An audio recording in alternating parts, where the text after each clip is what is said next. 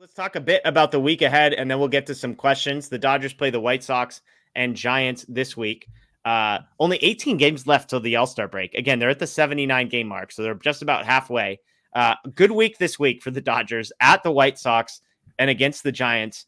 How about this for the White Sox? They've lost 4 of their last 5, but if you go back a little further, Matt, they have lost 28 of their last 35 baseball games. They're 7-28 over that stretch. They're 6.5 games worse than every other team in Major League Baseball. They are last in runs scored. They're second to last in runs allowed. So that's the first half of the week. This is on the road. Then they travel to San Francisco, who has the 7th worst winning percentage in baseball at 36-42. And they've lost 5 straight as of tonight. Who knows what they'll do in the next 3 or 4 days. Dodgers have an off day on Thursday in the middle there. So nice little week for the Dodgers here. 6 games. I mean, anything less than 4-2 is disappointing. Fair? Yeah, definitely. And like Los Doyers says in our comments, Dodgers better not lose to the White Sox. That's what I was going to say. Is you're reading the stats about how futile the White Sox season has been. Pressure is actually on the Dodgers and to not, slip up, not overlook them. All of that being said, it is baseball and strange things happen for whatever reason. But the Dodgers certainly should win at least 2 of 3 against the White Sox and then enjoy, kind of a nice little off day. Well, off day for us. It's the players are always quick to remind you if it's a travel day, it's not a real off day. Yeah. But actually they may just fly back Wednesday night after the game in Chicago. That way you have a full day in San Francisco to sort of then get their off day, if you will. Yeah. I mean, this week, not that the Dodgers certainly it doesn't appear they need to worry about the NL West standings by any means, but here's an opportunity to really beat up on 2 opponents that you're certainly superior than. Yeah. And as much as, playoff seeding matters, doesn't matter, whatever you want to think, I think there is value to home field advantage.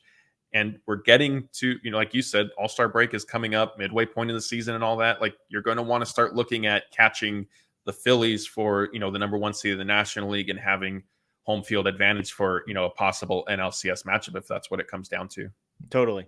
And this is a chance that you'd love to be sitting here a week from now with a double-digit game lead in the division. Again, going 4-2, 5-1, something like that. Look, it's baseball. If you play the White Sox 3 times, like, you'd like to get a sweep, but beating them 2 out of 3 is good. It's good enough. We're going to hate the 1, but you're going to look back and say, just like the Rockies, they won 3 out of 4. That's a success. You split against the Angels. You don't love it, but I think if they win 4 times this week, then you could be looking again a week from now at being a 9.5, even 10 games up in the division. One other question about the week ahead, and I've mentioned this loosely on this show. I will be traveling this week. I will be in Reno to see the Oklahoma City Baseball Club on their basically the closest they get to the West Coast is Reno and Las Vegas, which they will be in for the next 2 weeks. I've got family in Reno, so I'll be there. Clayton Kershaw may or may not be starting on Tuesday night. Crossing our fingers that if it's not Tuesday, that he'll be starting maybe Wednesday or maybe Thursday. Maybe it's just a slight pushback. But my question for the chat is, which players do I need to track down to go get interviews from in Oklahoma City? I was texting with Matt. I mean, there's some dudes down there. Kyle Hurt just got assigned there, which is a fun one. River Ryan is in AAA. James Outman is in AAA. Andre Lipsius, Trey Sweeney. So there's some names. So I'd love to get some ideas from people in the chat. Who would you like to see an interview of? And we'll do our best. Obviously, we're at the mercy of if guys say yes or no, but I see a James Outman vote. He's on my list. He'll be one of the easiest guys to recognize coming off of the field. So that'll be helpful. River Ryan, James Outman, Austin Gauthier, Andre Lipsius gets a couple votes. Ryan Ward, not the Ryan Ward who works for our company, very different person. But that guy hits a bunch of home runs. We've talked about him. Maybe AAA inflated, but good for him. Hunter Fiducia would be another fun one. I'm the president of his fan club. Yeah, you're gonna have to do like a group interview with all these guys and say, hey, can I talk to like 3 to 5 of you just at once? So we had all these demands for interviews. We need to get everybody. Please just spend some time.